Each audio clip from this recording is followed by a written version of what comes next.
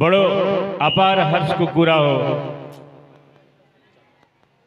कि हमें यो मानव रूपी शरीर धारण करने सौभाग्य पाएका छौं। हजुरहरू हाम्रा समाजमा भएका आध्यात्मवादी विद्वानहरूबाट सुन्नुभयो होला हजुरले कि देवी देवताहरू पनि यो मानव रूपी शरीर पाउने इच्छा प्रकट गर्छ, तर यो सौभाग्य ती देवी देवताहरूले पाउन सक्दैन। हामी मानव बडो सौभाग्यशाली छौं। त्यसकारण हुन त गुरुहरू जति संसारमा भए 586 गुरु परंपरा यो सनातन धर्ममा हामी पढिराखेका छौं। त्यसमध्ये परमात्मा पशुपतिनाथ को 1008-9 मध्ये 3वटा 9 दक्षिणामूर्ति सदाशिव र पंचानन स्वरूप जसले शिवत्व प्रदान गर्छ। शिवत्व शब्दको अर्थ हुन्छ समतक ज्ञान, जसले आफ्नो शिष्यमा संपूर्ण ज्ञान प्रदान गर्छ। जसरी भगवान बुद्धले बुद्धत्व प्राप्त गर्नुभयो, त्यस्तै हुन त जगत गुरु शिव आज गुरु भए सुन्नमा हजुरलाई नयाँ लाग्छ होला, तर अध्यात्मको इतिहासको पन्नाले भनिराखेको छ परमात्मा पशुपतिनाथको बारेमा कि सबैभन्दा पहिले माता जगत जननी उहाँले गुरुको रूपमा अवतरण गर्नुभयो। तत्पश्चात ब्रह्मा र विष्णुले भगवान पशुपतिनाथ शिवलाई गुरुको रूपमा अवतरण गर्नुभयो र उहाँले स्तुति गर्नुभयो, सम्भवे गुरुवे नमः। 56 करोड देवी देवतालाई हामी सनातन धर्मका अनुयायीहरू पूजा पाठ गर्ने गर्छौं। त्यसका गुरु बृहस्पति भए। बृहस्पतिले पनि भगवान शिवलाई गुरुको रूपमा अवतरण गर्नुभयो। दैत्य राक्षसहरूको गुरु शुक्राचार्य भए, उहाँले पनि भगवान शिवलाई गुरुको रूपमा अवतरण गर्नुभयो। दधिची, दुर्वासा, कागभुसुण्डी, ब्रह्मपुत्र नारद, शनि धेरै शिष्यहरूको नको लामो लिस्ट छ। भन्छन् 112 देखि 123 वटा शिष्यहरू भगवान शिवका भए, जसमध्ये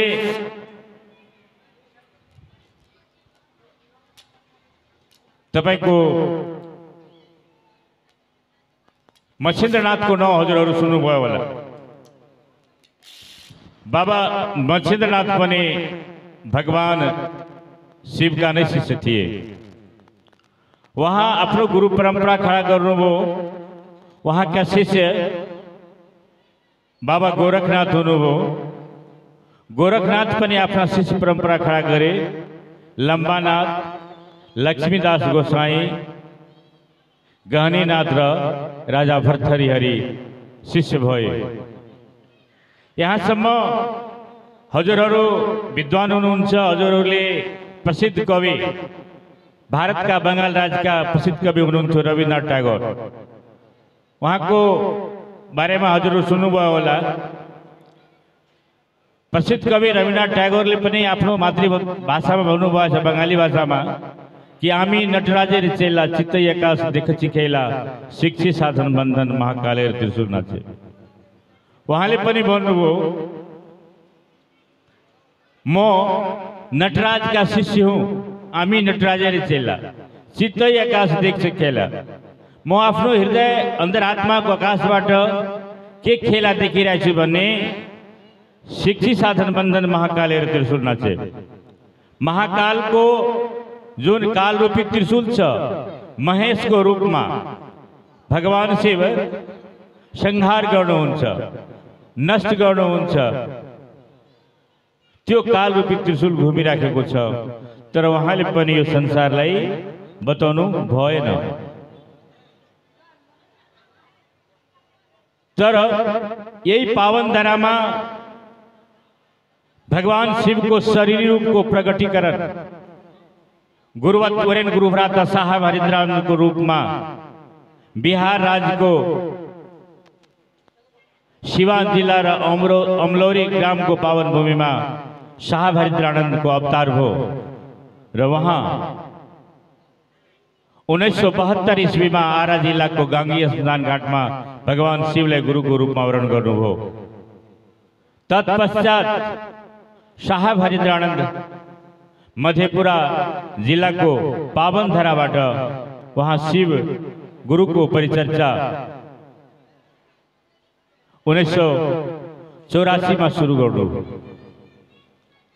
र आज करोडौं मान्छे भगवान पशुपतिनाथलाई शिवले आफ्नो गुरुको रूपमा वर्ण गर्नुभएको छ।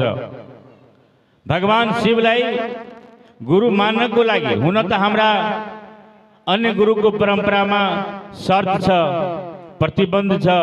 हजुर माछा मासु छाडेर आउनुहोस्, आफ्नो घर परिवार छोडेर आउनुहोस्, लसुन प्याज त्यागेर आउनुहोस्, एक रंगा वस्त्र धारण गरेर आउनुहोस्, धेरै शर्त बन्छन्। तर पशुपतिनाथको शिष्य बन्नको लागि कुनै शर्तको प्रतिबन्धको नियमहरू केही पनि छैन, किनभने भगवान शिवलाई पशुपतिनाथलाई जगतको गुरु भनेको हो। जगतमा बस्ने एक एक इंसान, एक एक मानव आत्मा उहाँको शिष्य हुन सक्छ। यो हाम्रो जन्मजात अधिकार हो। यदि यो जगत को एक जना व्यक्तिलाई छाडेर भन्छन् शर्त लगाएर अनि त्यो जगत गुरु को इतिहास में आउन सक्दैन। त्यसकारण भगवान पशुपतिनाथलाई जगत गुरु भनेको हो। यहाँ केही मञ्चमा जिज्ञासाहरू दिनु भएको छ।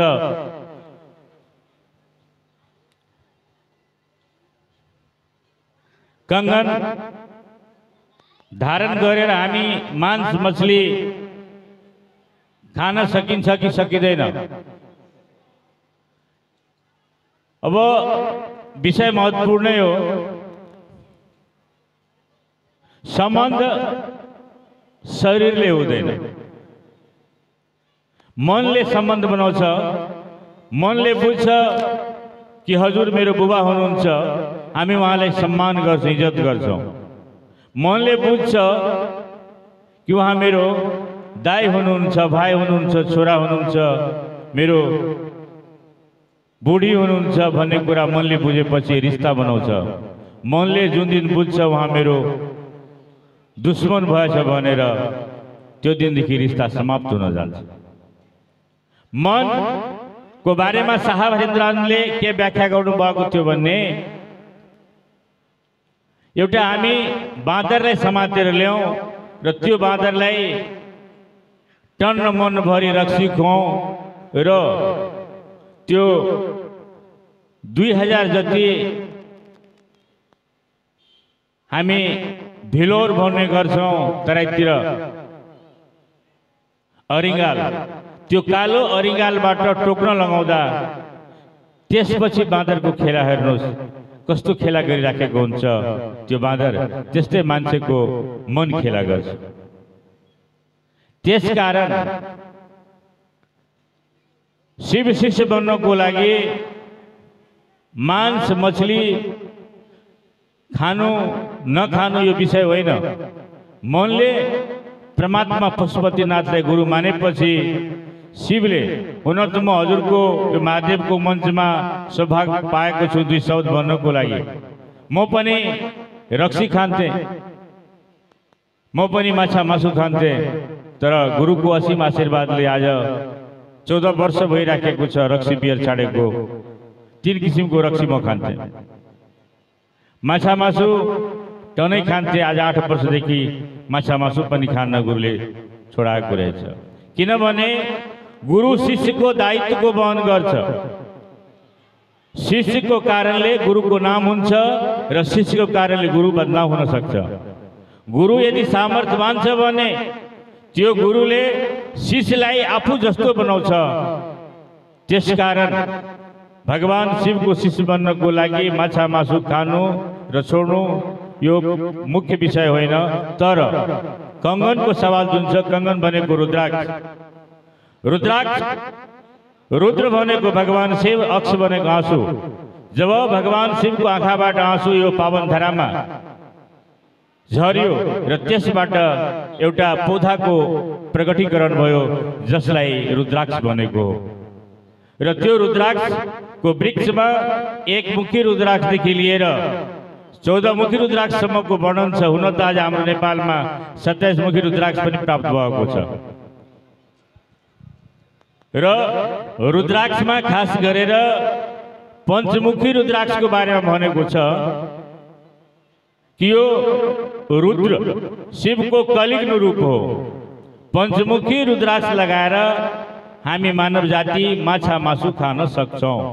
यसमा कुनै हामीमाथि पाप हुने कुनै त्यस्तो निषेध गरेको छैन। र पञ्चमुखी रुद्राक्ष बाहेक कुनै पनि हजुरले रुद्राक्ष धारण गरेपछि माछा मासु रक्सी खान मिल्दैन। मात्र पञ्चमुखी रुद्राक्ष धारण गरेर हामी माछा मासु खान सक्छौं। अरू रुद्राक्ष धारण गरेर हामी खान पाउँदैन। हाम्रो यो अध्यात्मको इतिहासले बनिराखेको छ। र यस कलिकाल खण्डका प्रथम शिव शिष्य साहब हरिन्द्रानन्द बाबुले हामीलाई जुन ज्ञान दिएको हो यो कंगनको सन्दर्भमा। र खास गरेर कंगन भनेको के हो? यसमा 12 वटा रुद्राक्ष हुन्छ। भन्छन् भगवान शिवको प्रकटीकरण ज्योतिर्लिंग 12 वटा ज्योतिर्लिंग यो पावन धरामा छ। त्यो प्रत्येक ज्योतिर्लिंगको यो 12 जनाको रुद्राक्ष प्रतीक हो।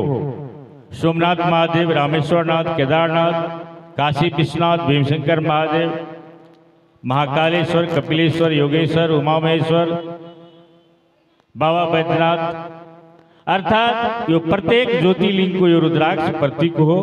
र प्रत्येक मान्छेको नाउँ यो 12 वटा राशिमा धारित छन्। र सूर्यको नाउँ पनि भन्छन्। सूर्य एउटा मात्र हो र उहाँको नाउँ 12 प्रकारको छ। प्रभाकर, दिवाकर, विभावसु, दिनकर, आदित्य एवं प्रकारले यो प्रत्येक नाउँको प्रतीक भन्छन्। र यो 12 जनाको रुद्राक्ष हामी जब राति सुत्छौं र बिहान उठेपछि यो कंगनलाई हेरेपछि हामी मनमनै आफ्नो गुरुलाई प्रणाम गर्छौं। अर्थात 12 वटा ज्योतिर्लिंगको दर्शन चाहिँ हाम्रो यो रुद्राक्षबाट हुन्छ। अर्को पनि यहाँ जिज्ञासा दिएको छ।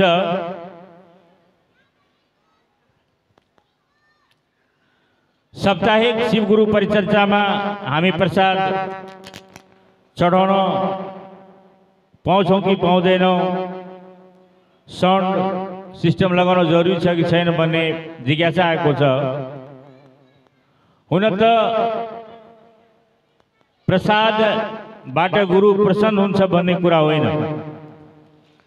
तर हामी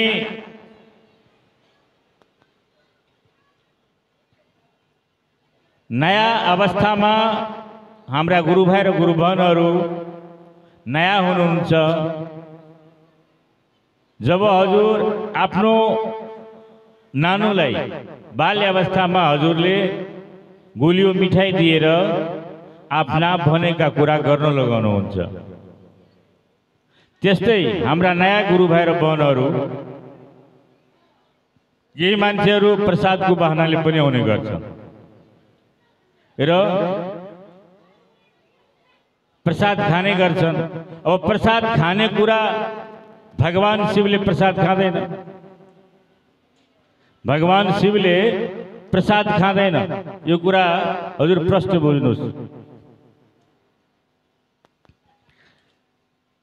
हुन त समयको अभाव छ। साहबकै यो अमृत वचन हो। साहब हरिन्द्रानन्द बाबु जतिखेर एडिएम भएर मधेपुराको पावन भूमिमा हुनुहुन्थ्यो, उहाँ भगवान शिवलाई प्रत्येक सोमबार प्रसाद चढाउनुहुन्थ्यो घरमा। संयोगवश त्यो अन्तिम सोमबार थियो महिनाको, र त्यो सोमबारको दिन साहबले भन्नुभयो मेरो खल्तीमा पैसा पनि थिएन, नयाँ अर्को महिनाको फर्स्ट तारिक प्रथम सप्ताहमा वेतन भारत सरकारले उहाँलाई दिने गर्थ्यो। हुन त साहब भन्छु म कुनै दुकानदारलाई भने जति माग्दा पनि मलाई उधारी दिन्थ्यो, तर त्यो म बिर्सिहालेँ त्यो दिन प्रसादी चढाउनको लागि। त्यसको भोलिपल्ट साहबलाई याद आयो कि मैले सोमबार आज पूजा गरेन, आफ्नो गुरुलाई प्रसादी चढाउन सकेनौँ। यो विचार साहबले बडो दुःख लाग्यो। म आफ्नो महादेवलाई प्रसाद चढाएँ। साहबले मनमा संकल्प लिनुभयो म अब खाना खाँदिनँ। प्रसाद नचढाएको कारणले हाम्रो गुरुवत पुराण गुरुबाट साहब हरिन्द्रानन्द बाबु संकल्प लिनुभयो कि अब म खानै खाँदिनँ, मैले गल्ती गरे आउँ। 2 दिनसम्म खाना खानु भएन। अनि भगवान शिव साहबलाई सम्झाउनु भयो कि हरिन्द्र तिमी के गर्छौ, यो म शरीरमा छु, प्रसाद खान्छु। त्यसपछि साहब हरिन्द्रानन्द प्रसाद चढाउने कुरा बन्द गर्नु। अब साहबले भन्नुभयो प्रसाद चढाएर हजुर नाम कमाउनुहुन्छ या महाप्रसादको व्यवस्था गर्नुहुन्छ। साहबले भन्नुहुन्छ यदि नामै कमाउनु छ भने राम्रो खानेकुराहरू खान दिनुहोस्। महादेवलाई कसैले मुङफलीको दाना चढाउँछ, कसैले मिश्रीको दाना चढाउँछ।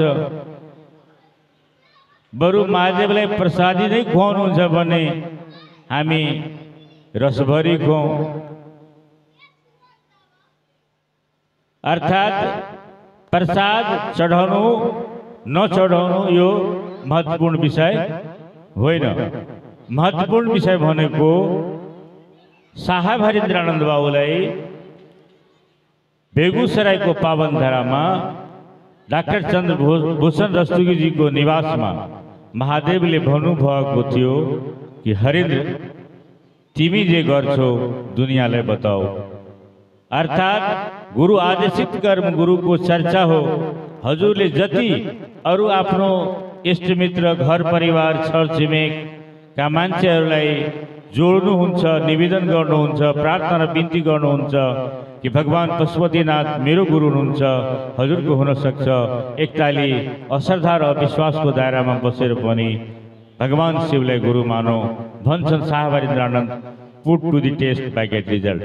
यदि हजुरले भगवान शिवलाई पशुपतिनाथलाई गुरुको रूपमा वर्णन गर्नुहुन्छ र जाँच्नुहुन्छ भने भगवान शिव रिजल्ट दिनुहुन्छ। यसमा कुनै महत्त्वपूर्ण शङ्का गर्ने विषय छैन। जब हजुर यात्रा गर्नुहुन्छ, आज यति हाम्रो गुरुभाइ गुरुबनहरू दिदीहरू आउनुभएको छ, उहाँहरूको जीवनमा धेरै परिणाम प्राप्त भएको छ। त्यसकारण उहाँहरू आफ्नो गुरुको चर्चा गर्न अन्यत्र जाने गर्छन्। अब यो साप्ताहिक कार्यक्रममा हामी साउन्ड लगाउने कि नलगाउने यस विषयमा पनि साहबले प्रश्न भन्नुभएको छ कि हामी 50 जनासम्म उपस्थित छौँ भने त्यसमा साउन्डको आवश्यकता छैन। 50 भन्दा 100, 150, 200 जना उपस्थित छ भने त्यस्तो अवस्था मात्र हामी साउन्ड प्रयोग गर्ने प्रयास गरौँ। अब समय पनि धेरै फड्को मारिसकेका छन्, धेरै टाढा जानुपर्ने हो।